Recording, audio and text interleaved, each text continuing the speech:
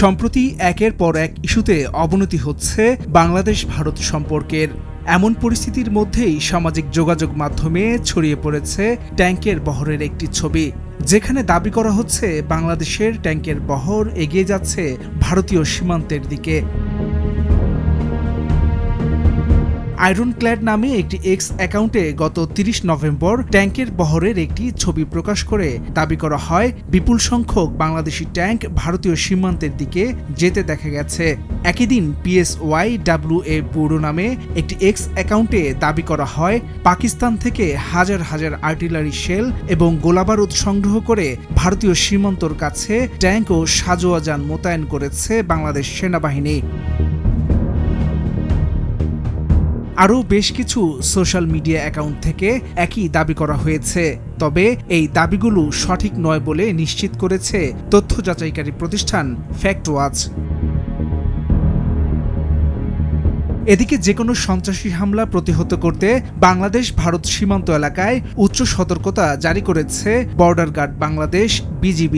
উচ্চ সতর্কতা জারি করা এলাকার মধ্যে বেনাপোলের ধান্যখোলা, রঘুনাথপুর, সাদিপুর, ঘিবা, পুটখালী, বাহাদুরপুর, দৌলতপুর, বড়আচরা, গতিপাড়া সীমান্ত। সীমান্তে বসবাসরত জনসাধারণও বিজিবির সঙ্গে রাত জেগে সীমান্ত পাহারা দিচ্ছে। এছাড়া সীমান্তে যে কোনো ধরনের অনাকাঙ্ক্ষিত পরিস্থিতি মোকাবেলায় সন্ধ্যার পর জনসাধারণকে সীমান্ত এলাকায় যাতায়াতে বিধিনিষেধ আরোপ করেছে বিজিবি। একই সঙ্গে সীমান্ত এলাকার সড়ক ও বিভিন্ন পয়েন্টে নজরদারি বাড়ানো হয়েছে।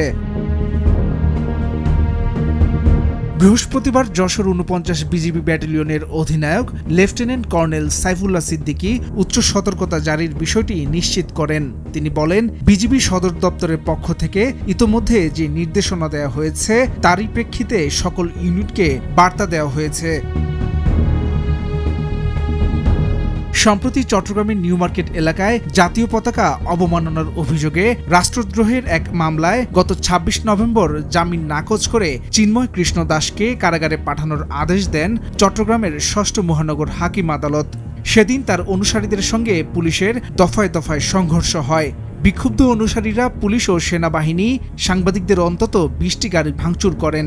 ঘটনার প্রতিবাদ করলে আইনজীবীদের সঙ্গে সংঘর্ষে জড়ায় চিন্ময় অনুসারীরা। এ সময় সাইফুল ইসলাম আলিফ নামের এক আইনজীবীকে কুপিয়ে ও পিটিয়ে হত্যা করে তারা। চিন্ময় দাসকে গ্রেপ্তারের কারণে ভারতের আগরতলায় বাংলাদেশের সহকারী হাইকমিশনে হামলা চালায় ও বাংলাদেশের জাতীয় পতাকা টেনে হিচড়ে ছিঁড়ে ফেলে হিন্দু সংঘর্ষ সমিতি নামের একটি সংগঠনের সমর্থকরা। সীমান্তে বাংলাদেশ সম্পর্কে কটূক্তি করে বিক্ষোভ করে ভারতীয়রা। এদিকে বেনাপোল বন্দর দিয়ে দুদেশের মধ্যে আমদানি রপ্তানি বন্ধের কড়া হুঁশিয়ারি দেয় ভারতীয় জনতা পার্টি।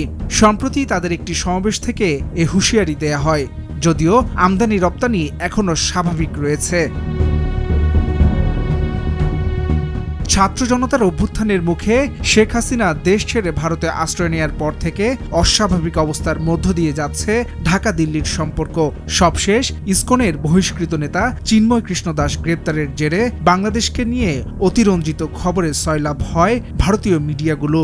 এতে আরও তিক্ত হয়েছে প্রতিবেশী দুদেশের সম্পর্ক। হাসান শাব্বির, ভোরের কাগজ।